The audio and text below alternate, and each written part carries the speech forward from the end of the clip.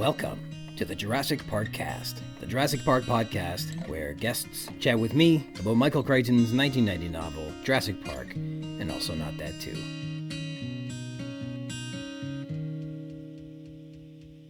My name's Ryan Rogers, and I am a big dumb Jurassic Park fan. Welcome to episode 33, Breeding Sites, recorded here on a bright and sunny morning, September 30th, 2022. Thanks for joining me today. A continued thank you to Christoph Oakes of Snail, S-N-A-L-E. Check out his incredible album on Spotify and Bandcamp. And today's intro is from the song Sleepyhead, and our outro is Atom Age Vampire, Cat in the Brain. We have some corrections. In episode 28, Control, with guest Daniel Rose, I said that Prehistoric Planet was on Amazon Prime, and I misspoke. It's actually on Apple TV. I hope you didn't order the wrong thing as a result. My apologies.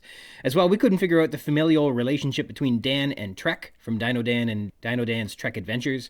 I can now confirm that Trek is Dan's little brother, not cousin or nephew. Apologies to anyone who was yelling in their car at a pre-recorded broadcast as if we were about to suddenly start listening to you. And finally, when we were told that in space no one can hear you scream, turns out that was based on the idea that noise does not travel in a vacuum. Well, NASA has changed their minds on that. NASA makes black hole sound waves from the center of the Perseus galaxy audible for the first time.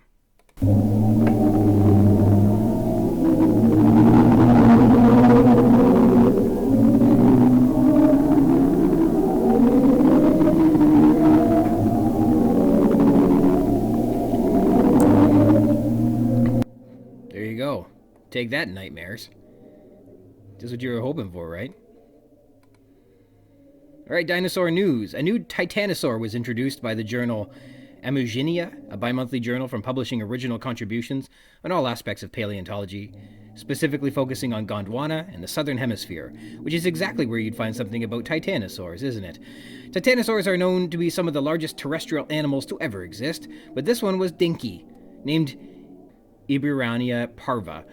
From the Santonian Campanian ages of the late Cretaceous, its remains were found in São José do Rio Preto Formation in Brazil.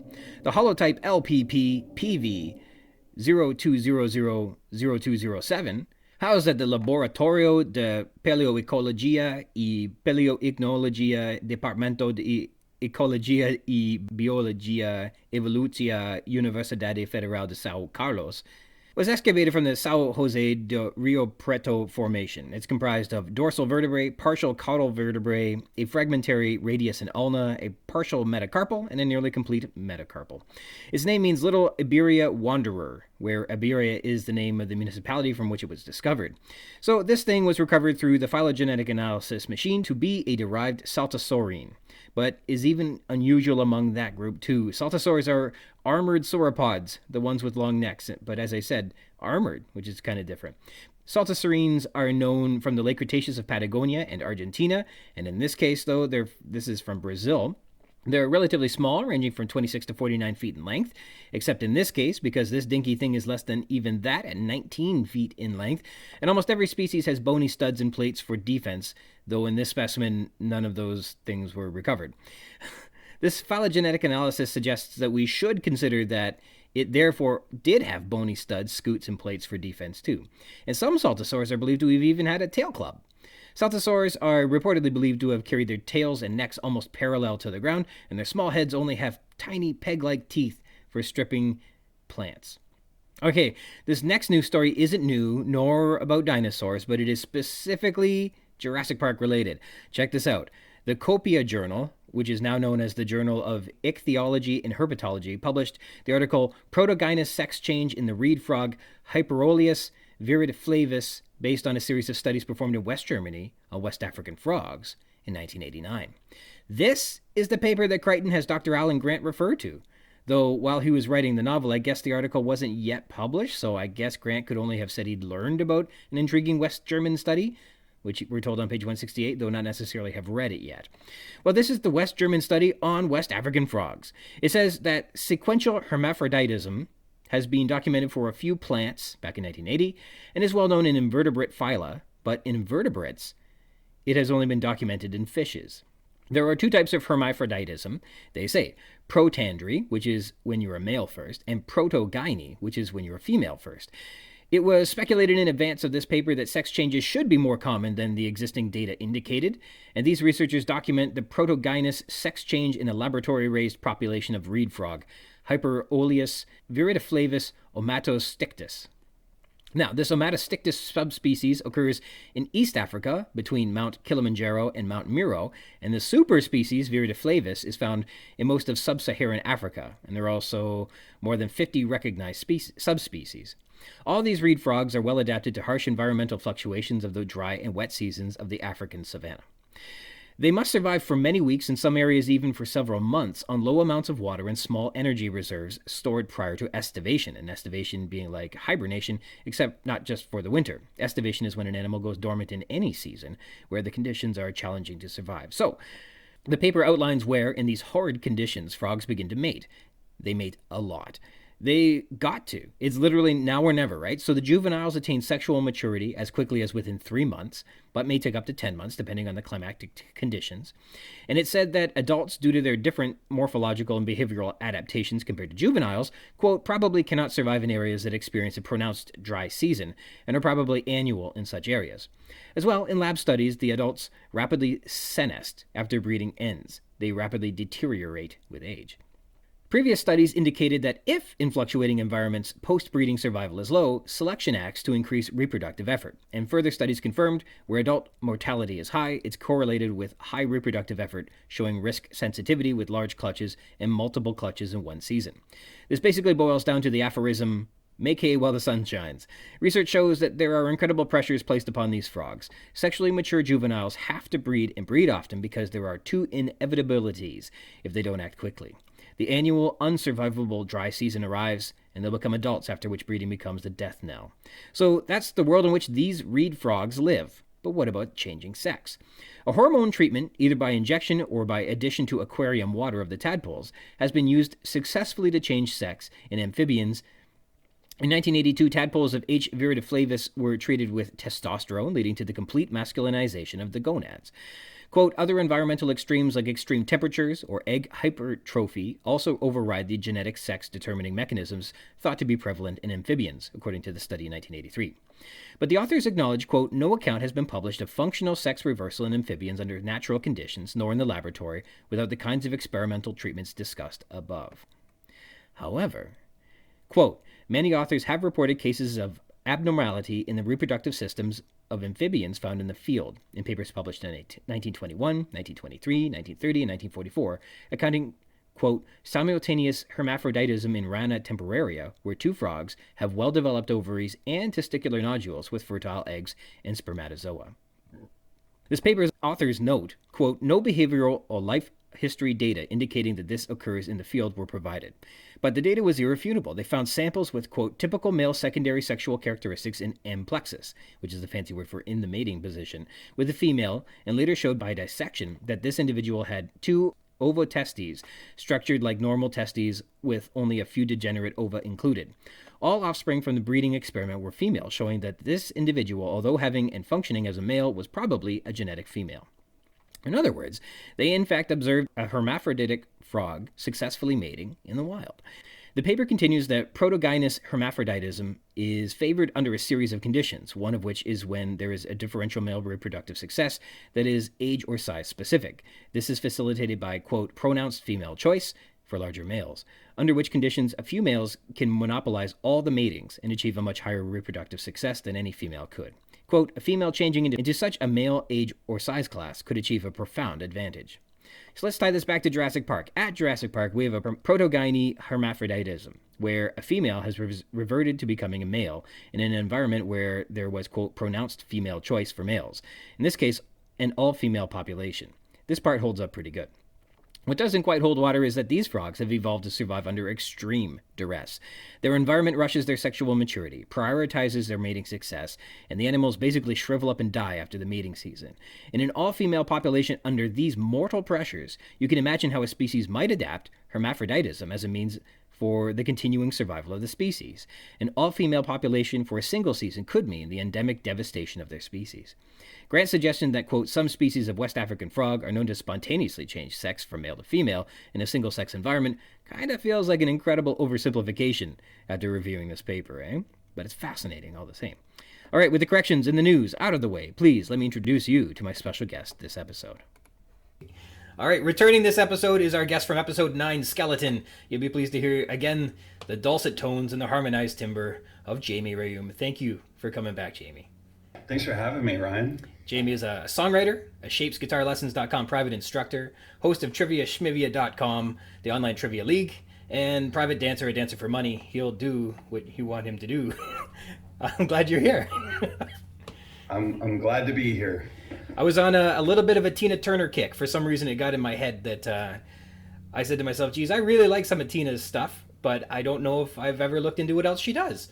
And so I thought, there's about 5 songs I know for sure, and maybe the rest of her catalog is awesome. And so I went to listen to it, and her top 10 songs are, on Spotify, basically her top 3 songs, and then the remastered version of those 3 songs.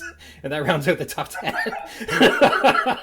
Spotify. But we had a rockin' good dinner time with musical accompaniment with Proud Mary playing, and that was fun.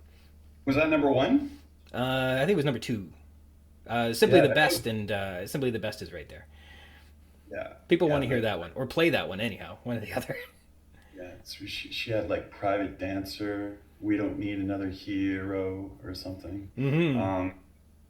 The Proud Mary goes like way back. She's an OG when it comes to where rock and roll, came from. She was like right there in the early days of that sort of like incredible energetic bluster that started that kind of that bluesy era with the big hair for sure, and the long legs. Yeah. That was she was the showgirl, right? That's she was awesome. She was an incredible talent.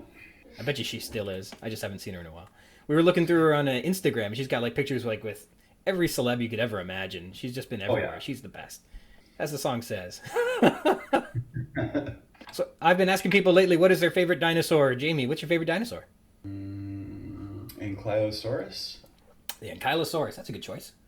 Did I say Ankylo or Ankyro? Or either way, whatever the name is. I just find it to be like a fascinating body type. Mm-hmm. Like, just to think about where the first one of those, what it looked like, where it came from, and how it ended up being the thing that we're familiar with in books or whatever, where it's just like loaded with armor, that huge like ass-kicking ball at the tip of the tail and all that stuff, and just being so low to the ground. And obviously it makes you think of a tortoise or a turtle or something like that, but just evolution is so incredible. Mm-hmm. And you're right, with all the spikes and all the bits. You'd think if you were that worried about being bitten that you grew all that armor, that maybe you would kind of like taper your tail down, like you wouldn't have something sticking out. But no, they obviously were smacking things with it to a degree where they said, in the long run, let's have a club out there too to make it even worse. I think there's always like this bias for humans to believe that because something eats plants, that it must be gentle at heart. Mm-hmm. You know, it doesn't want to hurt anything. But those things had to like put up with threats from all sides. So to see that it just evolved to have that, it essentially like a tank with legs, is just so fascinating. Or to How look long that would take to unravel is just something that I don't think people, get a chance to think about enough to ponder, like how long things take to evolve like that. It's just so beyond our comprehension. Mm-hmm. Mm-hmm. Yeah, and to work as hard as you can to look unappetizing to eat was very important. Yeah. Like, I'd rather not. Just rather not eat that. I bust my teeth. So last time we got together, you prepped for the show by watching Jurassic Park, but this time you've gone and we were going to talk some more about the music and film scores, original motion soundtracks, and you picked a couple really interesting ones that had great soundtracks, really great soundtracks, but didn't necessarily make really great movies. What did you prep with today? Okay, so last time we had such a good time talking about the sound design feature of Jurassic Park, which I really enjoyed doing, and thanks again for having me on back then. And I think we touched base on a couple of maybe we mentioned a couple other soundtracks and how fantastic some of the soundtracks were and how terrible, absolutely pitifully terrible some of the movies were. Well, what I did today was I went over and listened to the Jurassic Park soundtrack this time because I was very unkind with what I said about how I didn't really think it fit stylistically with where the movie was based. And if we all go back to where it was based, like you said, and we talked about, it was based in Costa Rica. The first Jurassic Park was based in Costa Rica. I've been to Costa Rica, and the music that John Williams of Star Wars fame, obviously, the music that he put together with Steven Spielberg's, supervision or whatever for Jurassic Park was very much European-based classical music, okay? And I have nothing against that. I just want to put that out there. I think it's beautiful. I really do. I think Star Wars wouldn't be Star Wars without that musical contribution. And it's such a voice for, it speaks for the film so much without hearing a single line of dialogue. But in Jurassic Park in 1993, the soundtrack was released in May 25th, 1993. There's 15 tracks. There's no pop music. There's no pop culture, anything. It is pure classical pieces again. So I went through and I listened to it. And there are a couple spots where he does sound like he's getting a little bit jungle. But it's still through the lens of European classical music. And to me, what I did last time was just compare it to the absolutely devastating job that was done with Dune. The latest Dune, how that sound design and Hans Zimmer, what he did with the sound design was something that absolutely drew your imagination into a setting. And I think it is like one of the most perfect jobs I've ever heard with like the integration of the sound design flowing like seamlessly into the score that was put together. It's a very like modern take on a epic Hollywood kind of score situation. It's just absolutely an 11 out of 10. So Jurassic Park, 15 tracks, John Williams, listen to it. No songs from pop culture. It's very flowery. For something that at times, as we discussed, for a movie that's actually quite violent, for something that was marketed to kids, like it was, it was scary and it was violent. Okay, cool. Well, what I did was, after looking at Jurassic Park, the soundtrack, I was like, Last Action Hero soundtrack from 1993, same year, that would be a cool one to talk about. Godzilla from 1998. That fantastic flop. That would be a cool one to talk about. And Lost Highway, David Lynch's film from 1997, that would be a cool one to talk about. Now, why would they be cool to talk about? Okay, we're talking about the soundtracks this time. These are all really interesting examples of different ways to use a soundtrack. And for people that are younger that might be listening to this, there used to be soundtracks released with every film. There would be a CD or an album or a tape of some sort that would be songs from the movie, like essentially a curated mixtape. And these were from major labels. So they had big names coming together and they were compilation records. Yeah. And if you ever made a compilation record for somebody you care about or a friend or whatever, or somebody's birthday, like, hey, here's like 20 songs that I like for you. We were in that era of being able to actually manipulate the media and create our own discs of audio because we had the technology to do that in the late 90s. Into the 2000s. It's something that means something to me. And it's something that when I was a kid, I really, really enjoyed hearing songs that you wouldn't hear necessarily from a band's proper release. They'd maybe release like a B-side, which means there would be an A-side, which would be the single that you would hear on the radio, and then released with those singles, there'd usually be a B-side. Sometimes bands would release multiple tracks that weren't on the record. I'm a collector of that stuff. I really, really enjoy that stuff. Typically you hear a lot of interesting and risky things in B-side land from bands that are like, oh, we didn't really dig this song, but it's a fan favorite. Or, we just wrote the song especially for the movie or something like that. I think that is just so interesting. So Lost Highway, Last Action Hero, and Godzilla are three of the most fantastic examples of soundtracks being put together from the 90s. All right, all right. Jurassic Park, not so much. So we're going to start with Jurassic Park. It's just the classical music from John Williams. So 15 tracks, that's all you're going to hear with it. That's perfectly fine. That's a pure score, okay? That is just the music that John Williams put together. There's nothing crazy about it. It's like what you hear in the film is what you hear on the album. Godzilla. It is a fantastic soundtrack for a complete turd of a I'm not gonna lie, I was kind of sad when I saw that it was over 2 hours long before I started. Yeah. Like, oh, what? Okay, I'll watch it again. And oh my God, Matthew Broderick.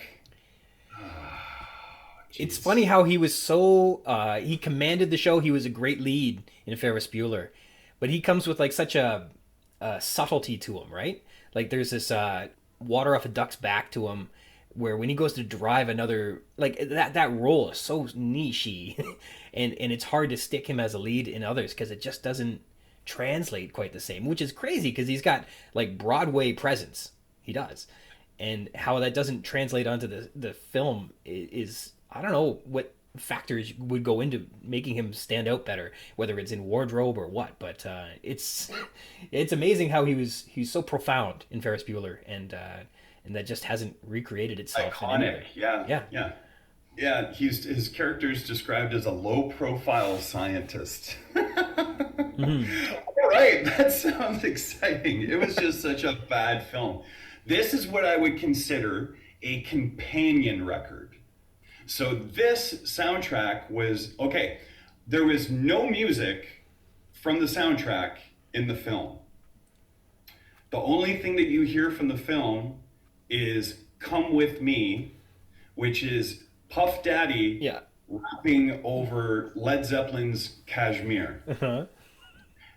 In the 90s, Jimmy Page from Led Zeppelin and Robert Plant from Led Zeppelin got together without the bass player. The drummer died in 1980. So it was just the three of them left, and they never really did much aside from, I think they played with, what's that guy from Genesis? Phil Collins? Peter Gabriel. Phil Collins. Okay. He played drums in Genesis and then stopped playing drums, but at like a Live Aid something or other gig in Philadelphia, I believe it was, they got together and played some Zeppelin songs with Phil Collins on the drums.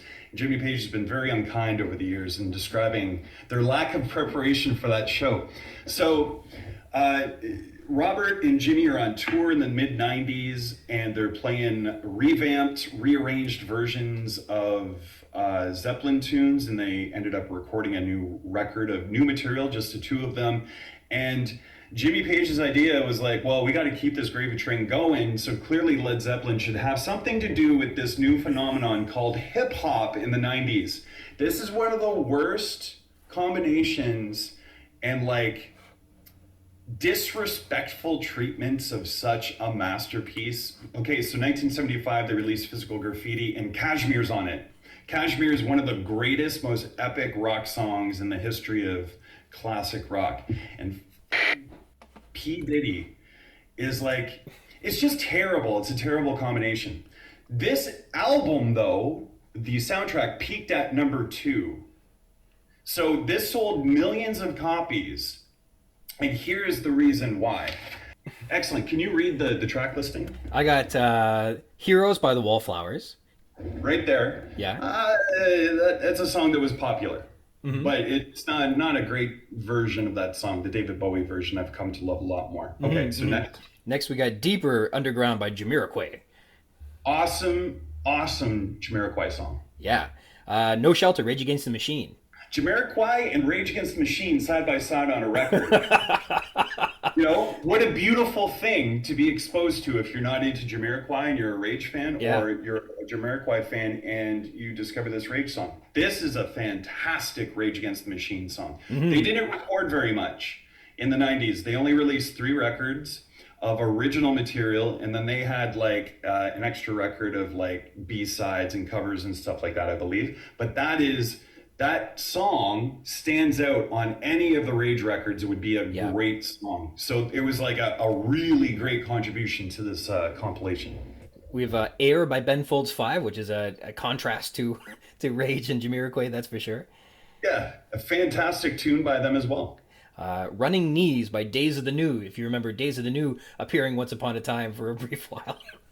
Yep. That guy had a whole bunch of like mental issues and had trouble tuning his guitar in front of people on stage and all that stuff. But that song, that is a great Days in the News song. Like, again, just another solid track that maybe you wouldn't find on the records, all put together like this. Just really well curated so far.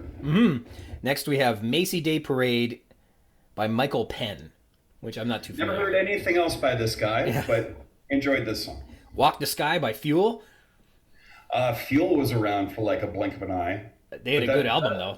They have one that I had to buy twice because this stinking thing keeps getting lost on me. But yeah, I It's a got time. decent song from them. I got time for Fuel. A320 by the Foo Fighters.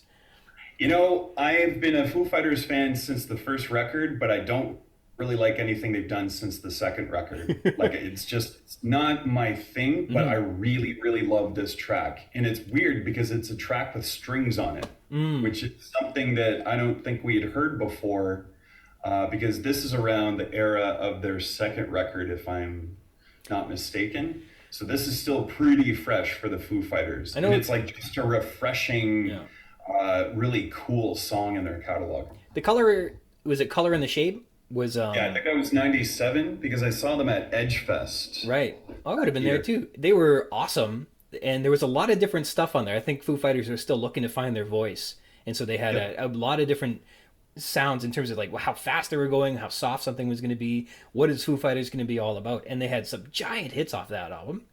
And they just it looks like they were just making music and having fun, and that even more so than when that first album was kind of more in one genre.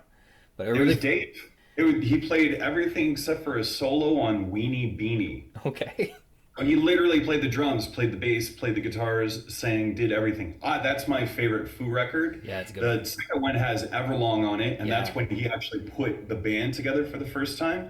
But strangely enough, ended up throwing away 99% of the drummer's work and re-recording it himself. So he wanted a band, but the band could not keep up with him, so he removed the drummer, and that's when Taylor Hawkins was scooped from Alanis Morissette, and he became the drummer for the Foo Fighters. Obviously, Taylor passed away earlier this year. Rest in power. You know, that's where the Foo Fighters actually come from. The Foo Fighters that people know now come from this era where the band was actually coming together for the first time. And I think it must be a result that it's one thing to like write a song and to do all the parts, and then another thing to like have something maybe develop out of jamming. That in the second album you get a lot of different influences and and a lot of different feelings for stuff and some big hits. And I think that must have been the creativity coming together and meshing well. And they've obviously been a band with longevity, so Yep. they found the right place. Next year we got Brain Stew, the remix by Green Day. So this always puzzled me why you'd release a song that's exactly the same as the song that's on a record that's released already, but the only change is that the remix part, it has Godzilla shrieks over it in part of the song. It's like, It's pretty cringy, yeah. why? It's like you're just taking up space. Get something else. But I mean, Green Day was popular as popular can be around that time too, coming off of the Dookie record, playing Woodstock, and they had an incredible '90s. That's for sure. That next album was Insomniac, and it couldn't have done as well as Dookie, but It did not. yeah. And I think American Idiot, they had to wait till then to really pop back. They had was it a double album? It was a long one anyhow. They had I think they released a triple record called Uno Dos Tres or something like that. And there's like really? a big story behind that as a huge middle finger to the record company because of some internal issue with one of their members being refused for treatment for cancer through the coverage that they had through their deal or something like that. Anyways, crazy business to be a part of, and you know, all that. if Green Day stands for nothing, it's for justice. And I think Yes. we have an untitled track by Silverchair. Another big moment for music in the 90s was Silverchair showing up. I love that song. Yeah. That's one of my favorite Silverchair songs. I saw them on the Freak Show tour in 1996 or 1997 in Detroit. They were really, really good live. And then this, I don't know if this is on any of their records. It's not on the records from around that era that I have. And it was another just like, oh, this is something that maybe you wouldn't hear on the record. So it's like a perfect fit for a soundtrack. Then we've got, do you remember Fuzzbubble? I've got this album. I don't remember this song, Out There by Fuzzbubble. Oh yeah, I remember this song, but I never heard anything from this band ever again past that point. But yeah, like a really just an upbeat, rockin', kick-ass kind of like punkish, popish tune. Undercover by Joey Deluxe. Kind of a weird one, but like still just, this is a good tune, and I don't think I ever would have heard of Joey Deluxe had it not been for the soundtrack. So, you know, a great promotional tool for records, for songwriters back in the day. They're not really, soundtracks really aren't a thing necessarily anymore, it feels like. But it seems like I remember like on the last Batman soundtrack that seems I think The Offspring had tracks on there, or The Offspring got one of the tracks on. Do you remember, what was it called? The Faculty? There was a 90s movie called The Faculty. And it seems like bands were always eager to get a hit onto one of these soundtracks so they could get heard maybe by a new market. And I think, I remember, was it Filter? I think Filter had something on the X. Oh, yeah. Filter was a big soundtrack band. They did One Is the Loneliest Number on the X-Files soundtrack. And I remember one day sitting on the loo, and I had both versions of that song stuck in my head, and I couldn't reconcile them. I couldn't figure out, why do I remember it being one way, but hearing a guy screaming at the top of his lungs at the second, and I couldn't figure out what it was. And I think Foo Fighters did Walking After You on, I don't know. There was the 90s had a good mix. The marketing that went into sending out these soundtracks, like they did the research, they found some cool stuff. They did. The last two tracks here are, it looks like the compositions that David Arnold put together for the opening titles and another moment in the movie, Looking for Clues. Yeah. So overall, like, how many tracks was that? Like 15? Yeah, that's right. Yeah, so 13 of those tracks, you know, if you take away the Puff Daddy Led Zeppelin remix or whatever, that's a pretty solid collection of songs, you know? You know what's really bizarre is you look at the rest of those songs, and does Puff Daddy sound like the same demographic as Silverchair, Foo Fighters, and the rest of them? No, but that was the whole point of the 90s, to have the crossover appeal, right? I mean, that's why Jimmy Page wanted to get paid. He wanted to get somebody very, very popular to amplify something that he was, you know, proud of and wanted to get paid for again. And it reminds me, do you remember Faith Evans did something almost right away afterwards, which was taking The Police's Every Breath You Take, and they created that I'll Be Missing You. And like, I'll be missing you. So like, there's a very small cross section of a Venn diagram where I know both the original and the hip hop version. Those are the two of them. I think that's the only two they go in there. It's a really cool exercise to kind of go through and try to identify samples in songs, especially in like early Beastie Boys stuff. When like that was the Wild West, nobody had that like sussed out yet. Like, how are we gonna get everybody paid that are, you know, contributing to this like collage of music and everything? I mean, Vanilla Ice with the controversy of like, is he ripping off Queen for Under Pressure? And he's like, well, in interviews, like, well, we do this just a little bit different. And it's true. It is. It's not the same thing. It's not necessarily a sample, but is it infringing upon a copyright? You know, he made a fortune off of that song, and good on him. You know, Beastie Boys made fortunes taking a whole bunch of stuff and taping it together with Rick Rubin in the early days. You know, get in there, move fast to break things is that annoying tech bro mantra. And the same could be said for the genesis of hip hop. For sure. And I got one example from the 90s. Another one that pops out was they didn't just sample old tracks or past tracks that were like influential in the coming up of rock.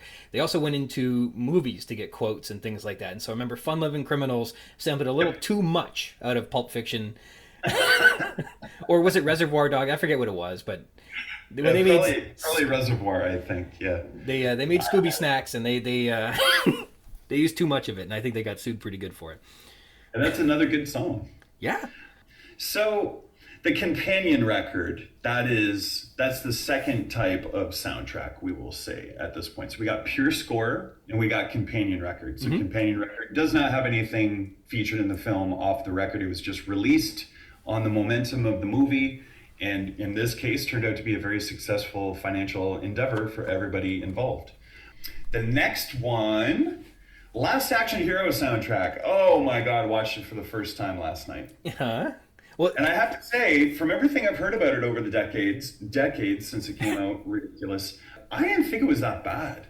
Right. I think it was because the lead kid was like a little dopey, but like other than that, it was the lighting, the action sets. Arnold wasn't a slouch. It was funny. It was a satire on film. It was a satire on the ridiculous things that action heroes do and how that doesn't translate to real life. I think the villain was spooky. Was it Tom Noonan? I don't know the name of the guy, but yes, you are correct. The villain was very spooky. I should look it up. He might have been the guy that was in like Manhunter, and he was Frankenstein in Monster Squad, and he was a villain in RoboCop 2, I think. Was it Tom Noonan? Oh, okay. Oh yeah, that's him. Yeah, that guy is creepy, period. Yeah, I agree about the kid. The kid I could have done without him being cast. I don't know if he ever ended up doing anything again. I doubt it because, Jesus, he was a bit much. His mom, I would have enjoyed seeing a little bit more of her character developed. She just seemed constantly surprised throughout the film. You're not here again. You're still not here. It was like, oh my God. So, June 13th, 1993, so around the same era as Jurassic Park, same summer, I thought the movie looked fantastic. This is an example of the interwoven with film soundtrack, because immediately, as soon as you're into this film, and I've got it right here, you got What the Hell Have I from Alice in Chains. That's in that first like combat scene or whatever. I'm like, oh, okay, so all right, so I can get behind this now. And there's certain songs on the soundtrack like Big Gun by AC/DC, Angry Again by Megadeth, Real World by Queensryche, Poison My Eyes by Anthrax, Cock the Hammer by Cypress Hill, Fishbone Swim. All of those were in the film. And then the ones that I didn't mention, Def Leppard's Two Steps Behind and Dream On by Aerosmith Live, and then the Tesla song Last Action Hero, all of those were in the credits. So everything off of this was used. Mm-hmm. And then the stuff that's in the song sounds like it was Michael Kamen with Buckethead. Do you know who Buckethead is? Is he a guitarist for Guns N' Roses? He was at one point in time. Okay. Very nice job. Very nice job. That's very cool. So in that weird, terrible haircut era of Guns N' Roses where Slash and the original guys weren't in the band, the touring band that Axl debuted with had Buckethead in the band. And Buckethead is a guitar player who is like ridiculously prolific, and he wears a bucket on his head. Is it a KFC bucket? It might be a KFC bucket. I'm not sure. I saw a Guns N' Roses tribute band called Guns N' Effin' Roses twice. And they rock. And the guy, so they get in the costume. One guy's dressed like Slash, and one guy's dressed like Buckethead. That's the only way I would have known that. That's really cool. Yeah. Even though I'm really, really happy that Guns N' Roses got together with Slash again, because that's kind of the thing. That era was just so bizarre. Anyways, Buckethead is like super, super prolific. Michael Kamen is like, and the Los Angeles Rock and Roll Ensemble. Michael Kamen is like a string conductor, composer. This was like executed 10 out of 10.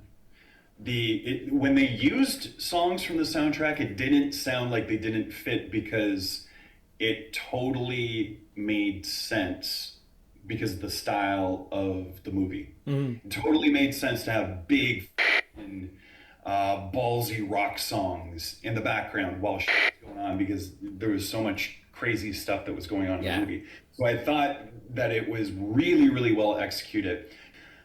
This is one of the greatest soundtracks that has ever been put together for movies. Easily, hands down. Like, the material that's on this, not one, but two Alice in Chains unreleased songs from an era where they had essentially stopped touring because of Lane Staley's drug addiction.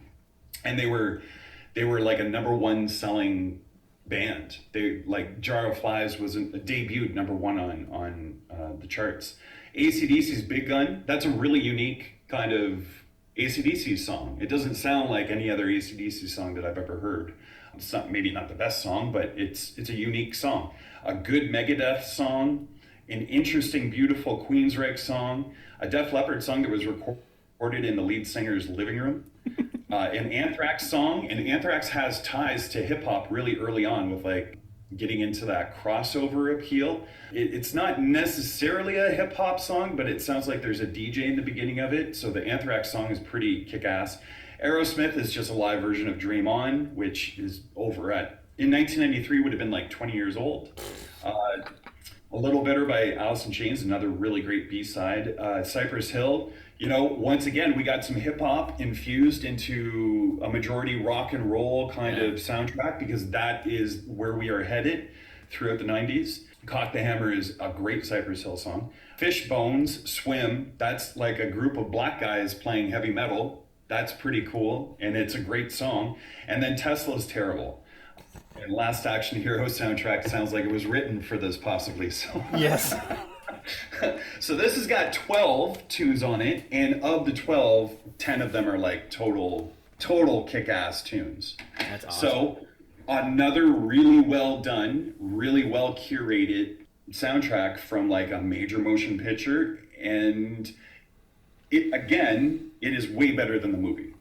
Yeah. I didn't think the movie was terrible, but the soundtrack is like way, way more important than what that film was. So no offense to anybody that loves the film or whatever, but that soundtrack, for somebody that grew up in the 90s that was playing guitar in his bedroom, that was a soundtrack to check out.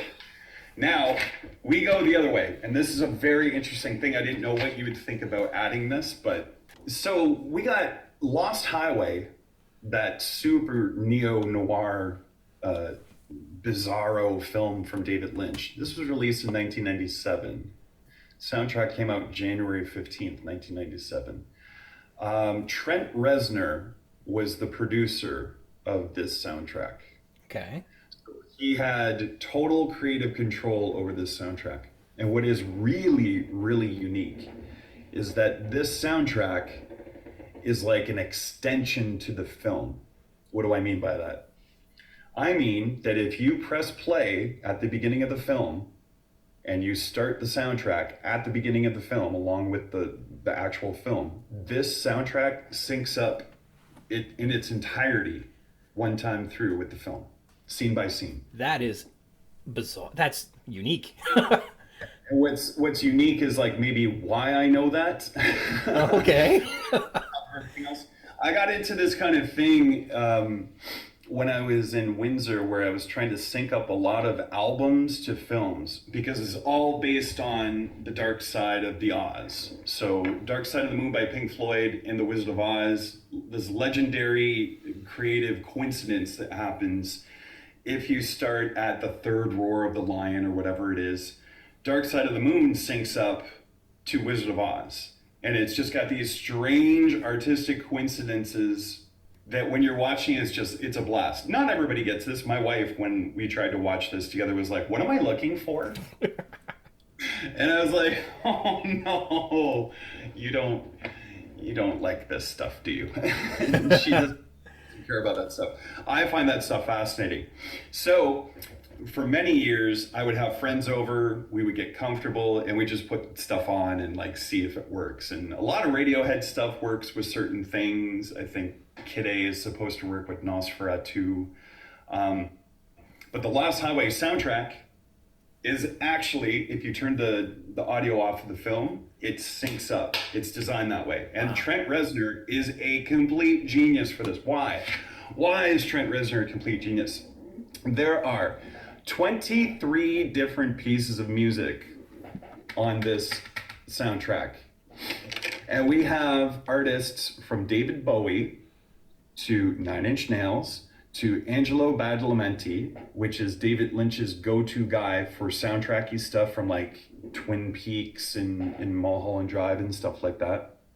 We have Barry Adamson, Lou Reed, Marilyn Manson, Antonio Carlos Jobim with Insensitaz, more Marilyn Manson, more Angelo Badalamenti, little pieces of these like very soundtracky pieces of music. Then we got Rammstein.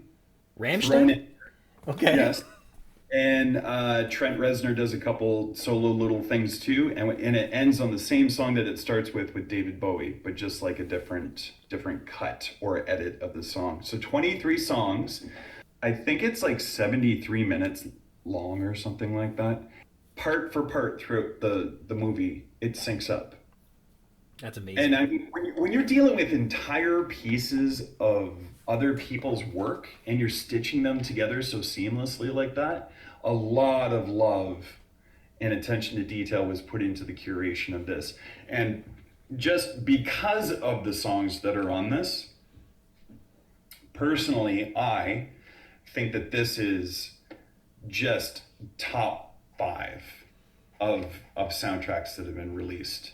It is like so smartly put together, and it's abrasive and really beautiful side by side, which is something very difficult to like curate the flow of when things are so different. You know, I think we were talking about that earlier with Godzilla, like Rage Against the Machine and Beethoven's 5 being side by side, or with Jamiroquai as well. Yeah. That's something you're not going to see unless it's like a festival. And that's what these were kind of curated personal home festivals for you to check out. And in this case, it just kind of has that lore of the sync lore, which is probably super niche for people. But if you've never listened to Dark Side of the Moon with Wizard of Oz, do yourself a favor one Saturday night and just give that a shot. It's so much fun. Cool. It is like, it's so cool to see those coincidences happen. This is purposefully done, and it is like genius level curation. That's really neat. I'll have to look into that for sure. I love it. Well, I'll show you. So you've got really cool soundtracks. I'll show you what I got here. I dug through what my records are. I've got Austin Powers' The Spy Who Shagged Me soundtrack, which is a bunch of bands remixing old tunes, sort of. Is the Madonna tune on that? Beautiful Strangers here, yeah. Then the Who That's does... my favorite Madonna song. I play that one. I like it. I got the album. But American Woman by Lenny Kravitz. R.E.M. does Dragon the Line. Like, it's kind of like bands redoing, I guess, 70s stuff for the theme of the movie, which was okay, but far from super cool. I got Sopranos soundtrack with obviously Woke Up This Morning by A3. The rest of it is like not what you'd think. It's a lot of like classic Frank Sinatra. It doesn't really stand up as a... It doesn't all sound like A3 anyhow, which is fine. But I was a little surprised with that. Wait, A3, is that the one Go and Get Your Gun? That song or whatever? Something like that, yeah. Yeah, I'm not really familiar with Sopranos too much, but that theme song always like caught my... Oh, it's super catchy. And like, I bought the album. I'd never seen The Sopranos when I got it. Here you go. We're getting better. Ren and Stimpy Show soundtrack. Whoa, what is on that? It's a lot of jazz, like original jazz. Obviously, Happy Happy Joy Joy, and I got it because I really wanted the log theme. It's log, it's such a wonderful toy. I couldn't live without that, so I got it. They also have the Royal Canadian Kilted Yaxman, which is that was a good one too. But a lot of jazz. I've got, nobody will be surprised, the UHF soundtrack by Weird Al. There it is. Which has a bunch of sketches and then a couple original songs. And one of my biggest favorite, The Biggest Ball of Twine in Minnesota. If you've ever spent 8 or 9 minutes listening to one song and it wasn't this, you've spent those 8 or 9 minutes listening to the wrong song. And and then here's a good one. See, there was a song by a band called Confidential called It Really Don't Matter. Do you remember this? Nope. On the Romeo Must Die soundtrack. Oh, that's got an Aaliyah song on it, right? She's got Start about again. Try 5 again. songs on it, yeah. Yeah. She's got Yeah. a bunch of stuff. Anyhow, really like that one tune. The rest of the album, I don't know why I got it. You know those back in those days, you heard a song and that's what you did. You couldn't get it anywhere else, really. It was the only way to get it. Yeah. Unless you found a single, which is something that I dove in to crates for, looking for, just in search of like the stuff that nobody else has. It's like amazing how the market is better for consumers now than ever, and it's like worse for artists than ever. It's amazing how that is, eh? I don't even know what to think about it. Artists are just willing to like do anything for free, it seems. Like none of these streaming situations are advantageous for anybody that's actually a creator. You're just at the mercy of people devaluing what you do. Back when we're talking about like when these soundtracks came out, I mean, people were paid a bunch of money to have things put on soundtracks.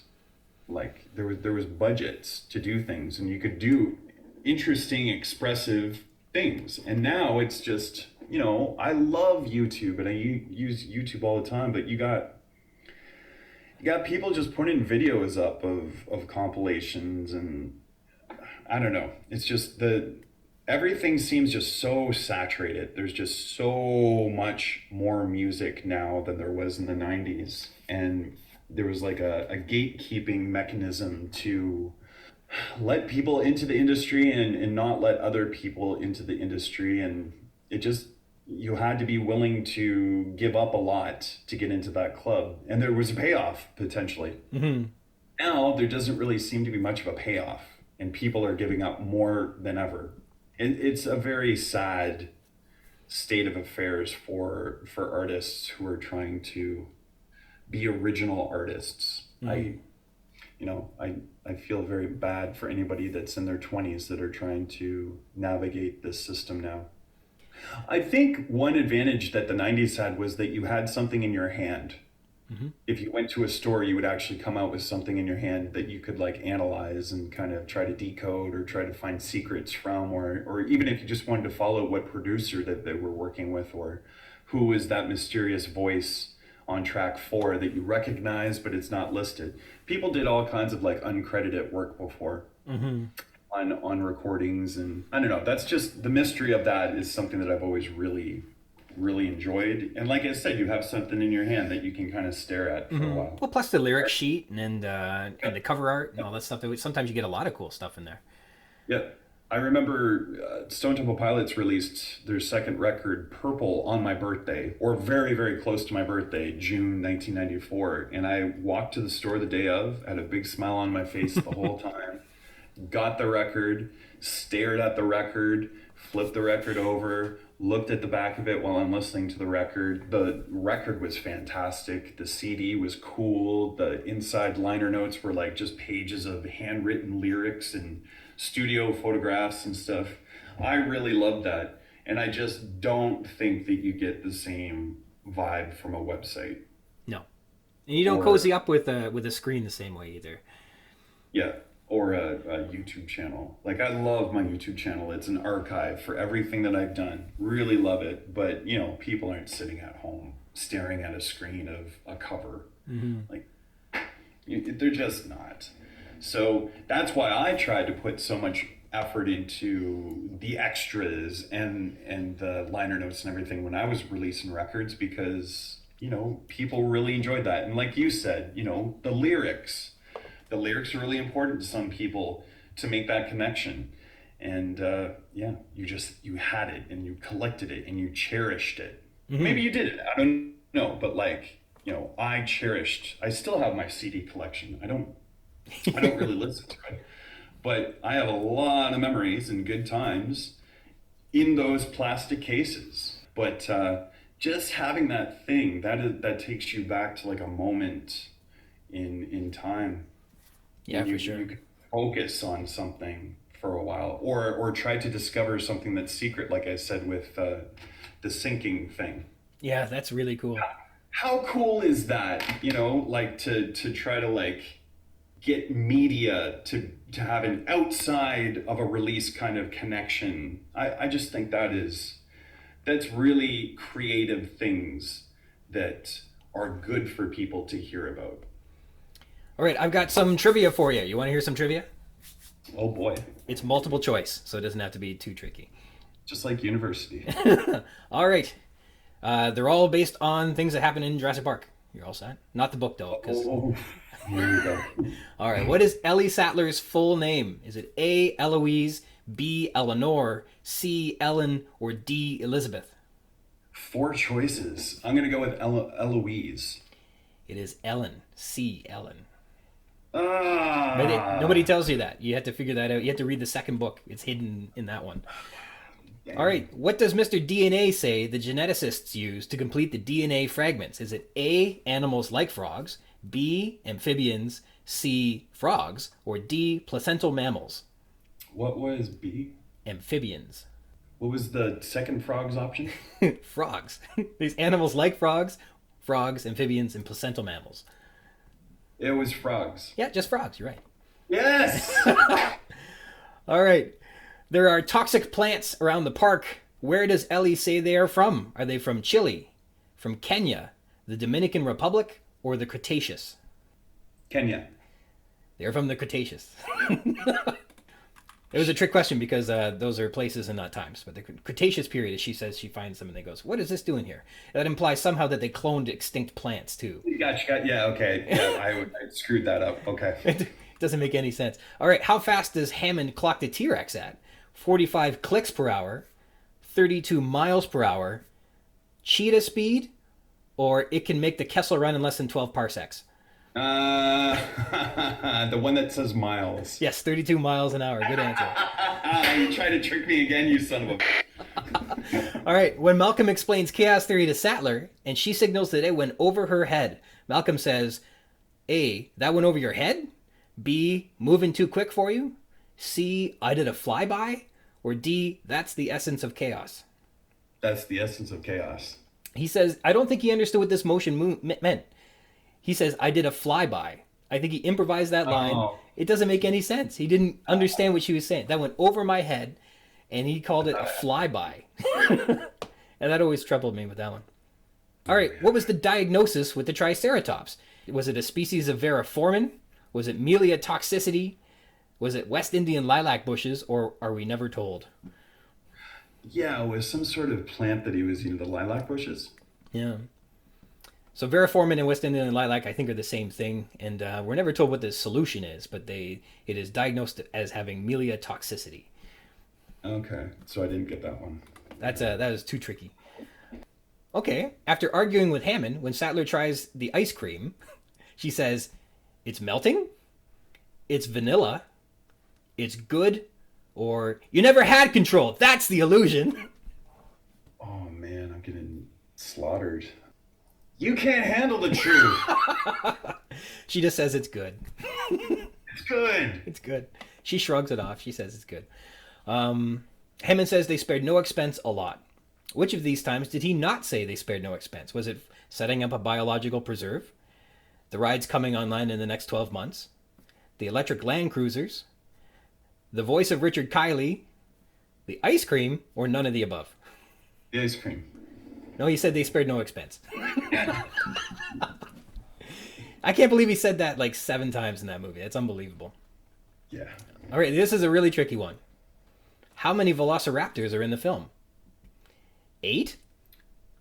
5? Velociraptors? Is that what you said? Yeah. Okay. 3 or 4, unless they can figure out how to open doors. 3. Yeah, there's only 3. I've all my life thought that there was way more until I forget exactly why I went and looked at it, but I was like, oh, there's only 3. That's Godzilla, by the way. Yeah. Speaking of raptors. Oh my God, at the end of that film when all the eggs hatch, it's just so stupid. So stupid. And it was all Jurassic Park influence, yeah. And they look exactly like the raptors. Yeah. And like at the end of the movie, they're even acting like the raptors. It's like immediately after watching Jurassic Park to prep for the first podcast, I was immediately taken back to that film in the kitchen scene when they're when all the little Godzillas are sprouting out. Now I'll ask you a little trivia. All right. So in Godzilla, what famous sports complex does the nesting of the eggs occur? Yeah, it's a Madison Square Garden. Nailed it. Nice job. Thank you. I only had one more question for you. In the closing shot, what is flying alongside the helicopters? Is it condors, seagulls, pteranodons, or pelicans? They didn't have flying dinosaurs in that film. I don't recall. Oh, man. Pelicans. Yeah, pelicans. Yes! All right. I think I was probably like, 43%. No, 10 out of 10. You nailed it. You participated in every question.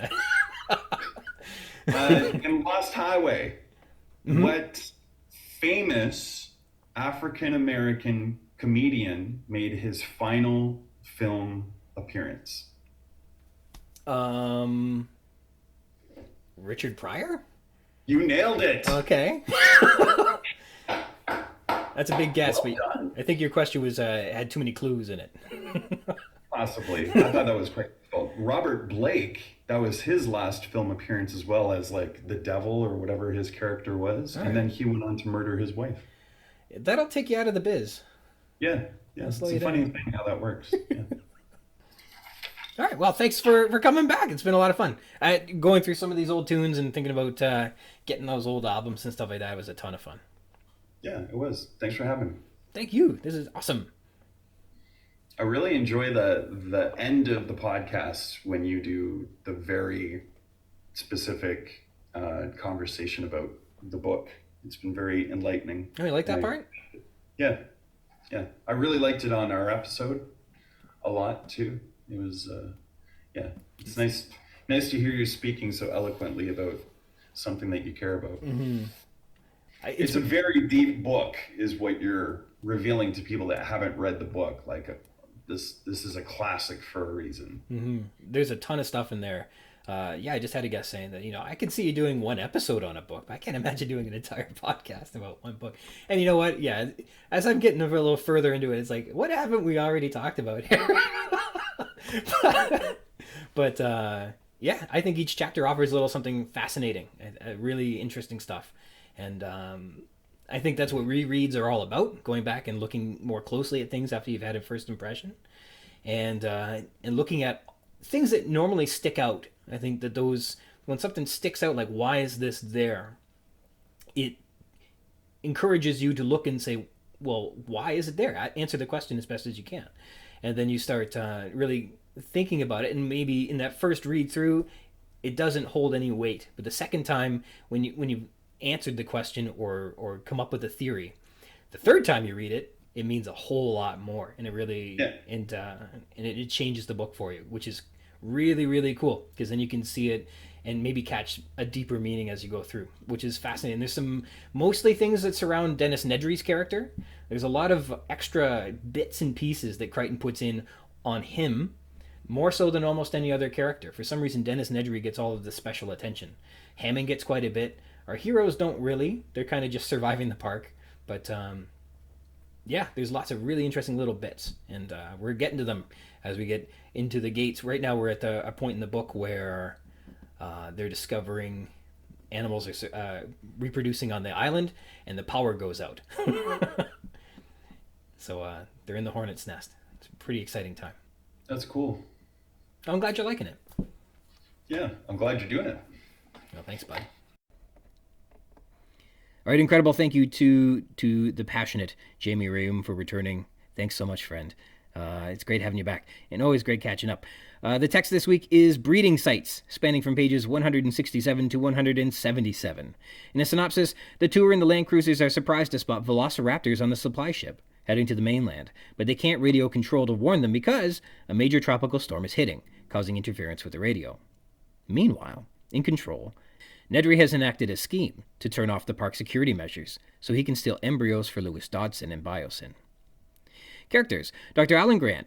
He, quote, leans in the doors of the Jeep on page 167, staring at the screen on the dashboard, and I presume this is Dr. Harding's Jeep and not the Toyota Land Cruisers, which means that Harding, too, has a screen on his dashboard, which is pretty cool, just like the Land Cruisers. Grant believes there are fewer bigger animals versus little animals breeding because the raptors and compies are loose on the island, likely eating the bigger animals' eggs as well as their newly hatched offspring, thus keeping the larger fauna's infant population low. Grant says the raptors are nocturnal and asks if anyone has been watching the park at night. He also believes that these animals are feeding on small rodents and perhaps mice and rats. Geez, this guy seems to have an answer for everything. But hey, the animals are all female. They can't possibly be breeding. You got an explanation for that, Dr. Know-It-All? Well, apparently, Grant, quote, recently learned of an intriguing West German study that he suspected held the answer, on page 168. He inquires if the dinosaur DNA includes amphibian, and specifically frog DNA, and Grant believes it's amphibian DNA that holds the answer to the breeding conundrum. The data presented to the consultants, the quantity of dinosaurs in the park, is insufficient to determine whether animals have escaped Jurassic Park, and so Grant, at this moment, plots the exercise to investigate each individual nest, inspect them, and count the remaining egg fragments, on page 168. From that data, they can count how many animals were originally hatched and begin to assess whether any are missing. He believes also that the computer data can help them identify where the nests are located. But when Lex begins to whine, the singular character who we're told likes kids, Dr. Grant, hears her appeal to eat and agrees they should head back to find dinner, on page 169, at the visitor center. Returning in the Land Cruisers, Grant asks Malcolm how he feels about being correct that Jurassic Park failed to control the animals, on 170. While discussing fractal curves with Malcolm, Grant says he doesn't understand, he yawns, and we again are, instead of hearing about his intellectual thoughts, are given his sense of smell. These allusions to his comfort as an outdoorsman return, and he senses the sulfur in the air. Grant scans the ship with the binoculars and assures Malcolm that kids have great vision, with visual acuity that we forgot we ever had. Then he spots the velociraptors on the ship headed for the mainland. The radios in both Land Cruisers have failed, and Grant takes charge now. He has two missions: locate and investigate each nesting site on the island, and inform the control room that there are raptors on the A and B. He wonders how long until the boat reaches the mainland, and Grant doesn't like that they can't reach the control room now that the radios are down, nor Harding. And their Land Cruisers stop again. Dr. Henry Wu in this chapter is unsure about the dinosaurs breeding at all, let alone there being breeding sites around the island, on 167 we're told. Wu is interested in finding these nests and finding out why there are so few big animals, but he doesn't believe that 50 new animals can be supported on, quote, a couple of nests of eggs. When challenged by Grant about mice and rats on the island, Wu concedes, yeah, that's true, that there was a rat problem, but in time it passed. The problem faded away. On 168. Wu can't recall specifically if he used frog DNA, but believes it's possible, and he'll have to go check his work. John Arnold, that the animals are mating, nesting, and breeding, as well as the raptors and the compies feeding on the eggs and offspring of, is problematic for Arnold, because he says none of that behavior has been observed, on page 167. When questioned about whether anyone watches the park at night, he lets a long silence answer for him. No, nobody does. John reports to Muldoon that the Land Cruisers are up and running again, on page 173, reassuring Muldoon that he needn't enter the park and retrieve the visitors. He's not sure why the radios are down or why the Land Cruisers stopped for a moment there. Arnold picks up one of their phones and finds that it too is filled with static. Nedry says he's using the lines to send data to the mainland and that the internal lines should still work, but they don't. When Hammond pokes fun at Nedry, Arnold admits, yeah, but he knows what he's doing. When the lights go out, Arnold is just as in the dark as the park is, on 174. The outage is strange. Everything in the building is fine, but everything outside, the lights, TV cameras, everything in the park are out. The Land Cruisers have stopped somewhere around the Tyrannosaur paddock. The phones are still jammed, so they can't call maintenance to get the power back on. And once the system collapses thanks to Nedry's programming, Arnold starts to realize it's all screwed up. He realizes they had, quote, real trouble soon enough. Nedry has turned all the security systems off. The whole building is opened up. None of the doors will lock anymore. But not just that, the perimeter fences are off too.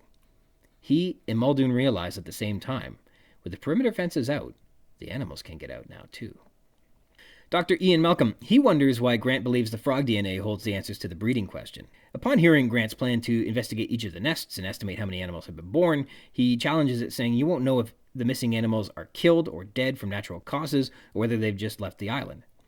And Malcolm agrees to ride back in the Land Cruisers with the kids, though no explanation is offered as to why. He and Grant have an important private conversation planned on the return ride to the visitor center, so there's no Timmies allowed in their car. Riding back in the Land Cruiser, Malcolm is oddly subdued on page 170, and rather than feeling vindicated, feels a bit of dread. I suspect we're at a very dangerous point, he says. It's his intuition telling him that something strange is bound to happen here on the island, according to his chaos theory. Simply put, the failures in the system controls quickly escalate into unplanned or unforeseen causalities, which may have dire consequences. When Lex and Tim say they see an animal on the ship in the fading twilight, Malcolm can't believe kids could see anything in this darkness, but when Grant identifies the animals on the ship as raptors, Malcolm is cool about it, saying there's nothing to worry about, just radio the control room and they'll radio the ship. Problem solved. But the radios are out for some reason. Malcolm realizes they are the only ones who know that the raptors are on the ship, and it troubles him that they can't raise anybody on the radio on 174. Let it be known here officially that it's on the record. Ian Malcolm knows that there are raptors on the A&B. Donald Gennaro. Gennaro is impatient with the breeding concerns and redirects the line of inquiry on whether animals have escaped the island or not on 168. Recall, this is Gennaro's mission, his duty, and his task that he set upon his consultants. Gennaro opts to remain with Dr. Sattler and Harding and the Stegosaur, presumably because he's attracted to Dr. Sattler and is interested in spending more time with her, as suggested by Grant, Malcolm, and Crichton's narrative. Lex Murphy. Lex begins to get impatient with the computer talk and whines that she's hungry, and she feels left out when Timmy gets to use the night vision goggles. She and Tim spot raptors on the A&B, and when the Land Cruisers stop a second time, Lex becomes worried. Dr. Ellie Sattler. Sattler opts to remain with the Stego so she can help Dr. Harding take photos of the vesicles in its mouth. Doctors Malcolm and Grant both seem to agree that Dr. Sattler's shorts, a.k.a. her attractive legs, are the reason, quote, our lawyer is staying behind. According to Grant, her legs have sung this siren song before. Tim Murphy. Tim wants to ride with Doctors Malcolm and Grant on the ride to the visitor center, but they deny him again. Regis coaxes Tim into the second Land Cruiser with the night vision goggles, which Tim thinks are, quote, neat. He and Lex spot raptors on the A&B. Ed Regis. Regis senses Tim's disappointment in not being allowed to ride with Grant and Malcolm, and so offers Tim a chance to use the night vision goggles.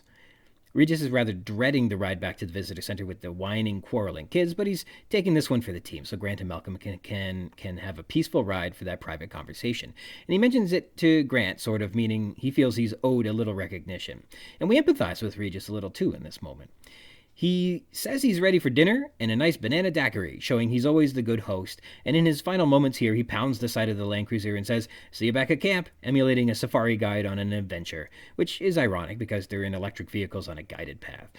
When the kids spot the raptors on the A&B, Regis hops out of the lead Land Cruiser, which is stopped, and comes to tell Malcolm and Grant about it, rather than using the intercom as he had earlier.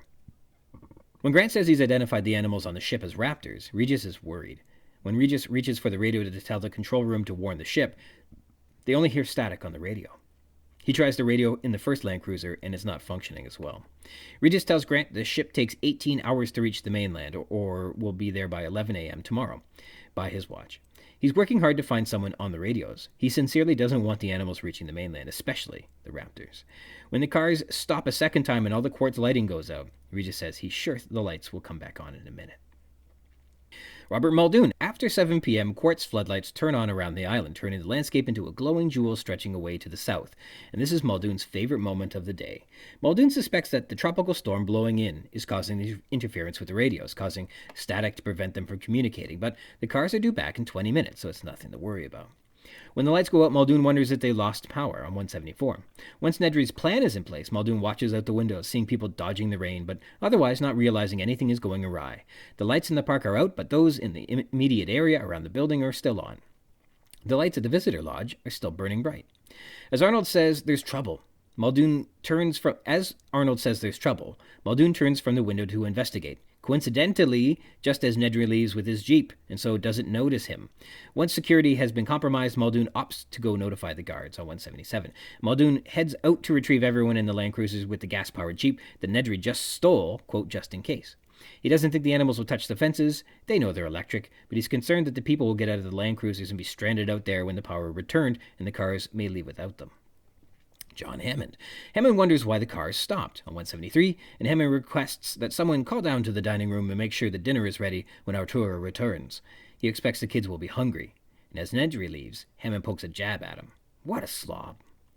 Then is Nedry. Nedry interrupts Arnold when he picks up a phone line and says he's taken all the lines that communicate outside to do the bug fixes with his team back in Cambridge. He says the internal lines around the island should work, but all the lines are taken, not just the outside lines. Nedry apologizes and says he'll clear some lines after the next data transfer in 15 minutes. Nedry then offers more to say than he's said through the whole novel so far. Looks like a long weekend for me. Guess I'll go get that Coke now. Then he grabs the shoulder bag and heads for the door, adding, "Don't touch my console, okay?" Hammond doesn't like Nedry, but Arnold still has his back. Nedry, though, has jammed the phone lines, and they're interfering with their chance to send assistance to the Land Cruiser or turn the perimeter power back on. The security problems at Jurassic Park weren't because of bugs. Turns out Nedry programmed these security malfunctions. He programmed in a classic trap door, the book says, to the system, allowing him access to the system. This was worth it after all. Jurassic Park demanded extensive modifications to the system late in the project, but hadn't been willing to pay for them, threatening lawsuits and blackmail to pressure Nedry to comply. So now Nedry uses the, quote, classic trap door to steal embryos for Dr. Lewis Dodson at Biosyn. Oh snap, this is Dodson's inside man. And here's a neat trivia question. How many embryos does Nedry steal? You'd think 15, one for each species on the island, as per his instructions, right? Well, apparently not. We're told on page 176 he takes 2 of each, slipping them into the shaving cream can. That's 30 embryos. Shock and amaze your friends. Meanwhile, the control room is in chaos. Security codes are scrambled and phone lines are jammed. But he'll be back soon enough to restore control. Behind the wheel of the Jeep, his plan is to drive 3 minutes to the East Dock, then 3 minutes back to the control room. This should be a piece of cake. Dr. Lewis Dodson. Remember Lewis Dodson from way earlier, who had an inside man at Jurassic Park who was going to steal Biosyn all those embryos and catch the company up on 5 years in technological development through industrial espionage? Yeah, that Dodson. Well, he's back, and Nedry is recalling him, knowing he can get past Jurassic Park's security systems, get into any room, any system, anywhere in the park, because he programmed it that way, just in case. We have a security guard. Nedry nods to this guy on the ground floor of the visitor center as he heads back downstairs to the basement. Stegosaurus. It's presumed the vesicles in the Stegosaurus mouth will have healed by tomorrow. Procompsognathus. Based on the population data, there are 2 compy nests on the island. Velociraptors, and based on the population data, there are 2 raptor nests on the island. And the raptors are now said to be nocturnal too. And 2 juvenile velociraptors, maybe more, are spotted on the A and B, playing and darting among the silhouetted stern structures. Othnielia. Based on the population data, there is only 1 Othi nest on the island. With Maiasaura, that same data says there is only 1 Maya nest on the island. Hypsilophodons. Based on the population data, there is 1 Hypsi nest on the island. All right, let's get to our localities. The Land Cruisers. As the Land Cruisers depart the South Fields, a red light blinks on the dashboard on page 170. In almost every sci-fi screenplay, a red light glowing out of electronic devices usually represents that they are achieving sentience and are about to start eradicating mankind from the face of the earth, as artificial intelligences want to do. In this case, it seems it just represents power returning to the vehicles, meaning they can continue moving. I guess that light turned off when they exited the vehicles to inspect the stegosaur earlier, right? In the first Land Cruiser, this was initially ridden by Grant, Sattler, Malcolm, and Gennaro, and it has a portable walkie-talkie, a radio transmitter, and night vision goggles in the map pocket. When people return to the Land Cruisers, this vehicle is subsequently filled with Regis, Lex, and Timmy after the Stegosaur visit in the South Field. The second Land Cruiser first had Regis, Tim, and Lex, and Tim had a pair of binoculars in here. Apparently, Tim left those binoculars behind when he visited the Stegosaurus, and so they remain in the second vehicle, adeptly remembered by Crichton. And when our heroes hop back into the Land Cruisers, only Malcolm and Grant climb in the rear vehicle, and the binoculars are apparently still in the rear car. And Regis needs to return from the first Land Cruiser to the second to reacquire the binoculars to take a closer look at the A and B, so they can confirm the kids' claim that they see a raptor on the ship. The South Fields. The South Fields are again said to smell of sulfur due to the volcanic activity in this region.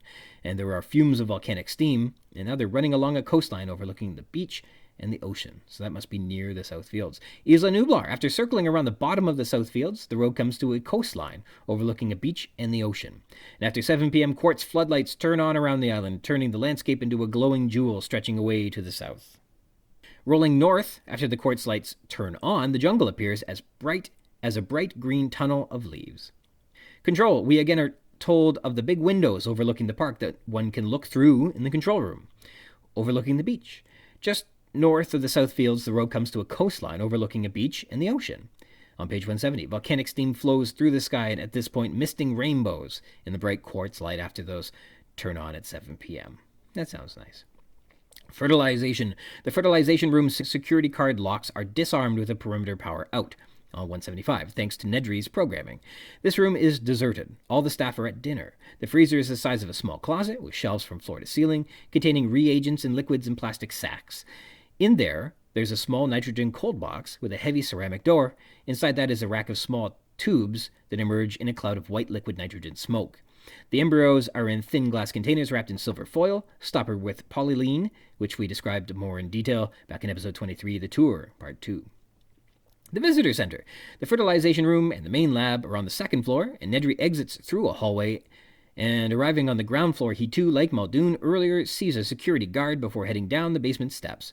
So there's a pathway between the stairs to the labs and the stairs to the basement, which crosses a security guard's station or desk. East from the visitor center is the East Dock, with access via a maintenance road that heads into the park on 176. The basement. In the basement, there are neat lines of electric Land Cruisers, but Nedry passes them and chooses the gas-powered Jeep parked against the wall. In it, there is some odd gray tubing, the rocket launchers, on the passenger seat.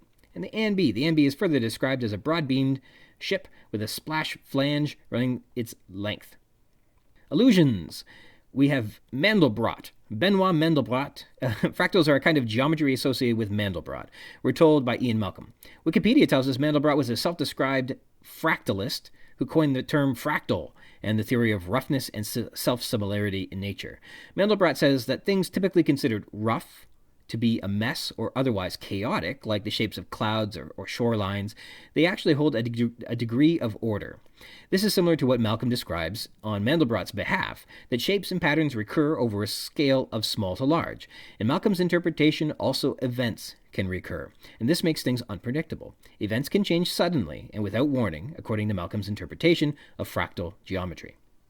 As Malcolm recaps, Mandelbrot did study cotton prices, and over many years maturing his concept of fractals and the study of financial markets, with the availability of high-frequency data in finance, he was able to use intra-daily tick data to apply fractal theory to market microstructure, which led to the comprehensive papers on scaling law in finance. The law shows that, quote, similar properties at different time scales, confirming Mandelbrot's insight of the fractal nature of market microstructure. So, as Malcolm suggests, this isn't just for shapes, nor for markets over time, but for events as well. Strange, unpredictable, and sudden occurrences follow a similar pattern, but may manifest in large or small forms. This concerns him because, as they are out on tour in Jurassic Park, strange, unpredictable, and sudden events are occurring, and he feels like the scale of these events may be growing, which could have serious consequences on human life, as per his report. A classic trapdoor. A trapdoor is apparently a common practice for programmers, though frowned upon by their clients, to leave these hidden instructions in the code, which, accessible by a means secretly known only to them, grant them the unlimited access to the system or source code. Kilroy was here. This is a reference to a graffiti left behind by soldiers in various wars who left behind a Ziggy-looking doodle as if it were graffiti while on tour of duty. Reportedly, this little tag was found all over the place during World War II, as soldiers would draw it where they were stationed, encamped, or had visited. Put these allusions together, we're left with the impression that these trapdoors are left behind by the Brotherhood of Programmers, who leave them just like servicemen left Kilroy was here wherever they have worked. Do those allusions work for you? To me, it feels like Crichton got a few things confused. I've heard of programmers leaving little signatures or messages in the code, which usually are a way for them to positively identify their code if they believe someone has copied or stolen it, and therefore can protect their intellectual property. I could see the Kilroy was here illusion sort of being described like this, but it's not a strong illusion, if you ask me. Trapdoors, on the other hand, aren't necessarily an evil thing or a signature, but rather a skeleton key that permits coders and programmers to bypass regularly restricted areas of the system where only someone who really knows what they are doing should be messing around, as a means to protect the system. If there's a real problem, they can access that area using the trapdoor that nobody else is using, knowing that nothing has been harmed at the fundamental level. You can kind of think, are you familiar with the Konami code? It's the BA, BA, up, down, BA, left, right, BA, start. And that was supposed to be a code that, when people were showcasing, Konami was showcasing one of their video games, it is crack in that password and they would have, be able to be invincible or whatever and jump to any part of the game they wanted. This is the kind of skeleton key that they would program in so you could showcase what a video game would be like. And imagine all kinds of computer systems and games and everything else have a skeleton key that helps you fix things or show things off as needed. And I feel like the allusions that Crichton has used here don't aptly describe what Nedry has done. He didn't leave the trapdoor as a signature, and he certainly didn't leave it like a tag to show others that he was here, instilling hope and camaraderie among his brotherhood when they arrive, or conversely dread among his enemies. I mean, I personally rate these allusions as ineffective, and I think they're just confusing. Stylistic techniques. We have ellipses. Yes, that's true, ellipses. On 168 says Woo. Well, we just assumed ellipses, adds Arnold. Okay, ellipses. On 171 says Grant, asking Malcolm to get to the point. No, nothing. On 172, you mean... On 177, probably nothing will happen, but you never know. On 177, but still, you never knew. On 177. In all these instances, the ellipses indicate that there is more being left unsaid, but instead of representing words that have been omitted, they're suggesting that others are invited to fill in the gaps and provide the words which are being left unsaid. And I think that's fine. Italics. I'm hungry, on 168 whines Lex, and the italics show that she's in fact whining to emphasize her point rather than just saying as a fact, I am hungry. What a brat. It's the only way to look at things, says Malcolm, indicating his full support of Mandelbrot's idea that fractal theory is the only way to look at the unpredictability of life and events. Near the back, look near the back! These italics offer a sense of panic and importance. Tim is desperate for someone else to finally see these wild raptors he's been spotting. Exclamation. Exclamation is used to demonstrate injustice in this chapter as well as astonishment, and it starts off being used by Lex. No fair! No fair! You get to do everything, Timmy! On 169, she whines, concerned that she won't be able to share in using the binoculars or night vision goggles or whatever. Hey! On 174, she adds when the Land Cruisers stop, which immediately affects her need to return and get something to eat. Nedry, on 174, comes with a heaping of judgment on Hammond's behalf, looking to dole out some justice of his own, insisting that Nedry return the system to functioning order, but of course Nedry has skipped out.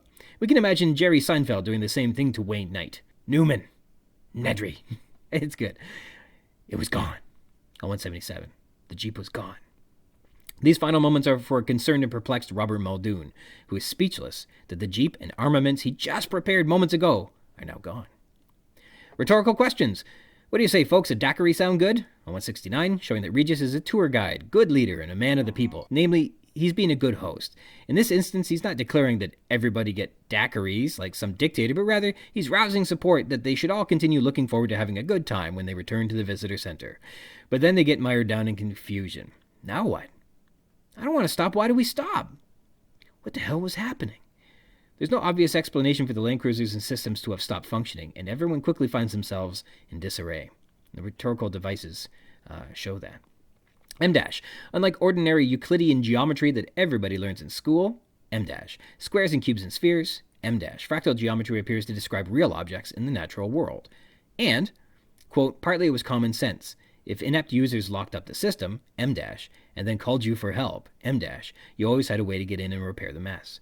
In these examples, the M- serve as parentheses, providing a parallel thought to be taken concurrently with the same sentence in which the clause is contained. And then we have, quote, speck of rock seen under a microscope, M-, it will have the same basic fractal shape as the big mountain, on 170. Or, without his help, it would take hours to untangle this mess, M-, but in just a few minutes, Nedry will be back in the control room setting things right, on 176. In these examples, the M- takes the place of a colon to emphasize the conclusion of the sentence. Quote, it was lucky, he thought, that he had the foresight to put the launcher in it. He could start right out and be out there in a M-. And finally, it's used here to serve as an interruption, cutting Muldoon off from his inner thoughts. Colon. The colon is used twice in this chapter to present an explanation.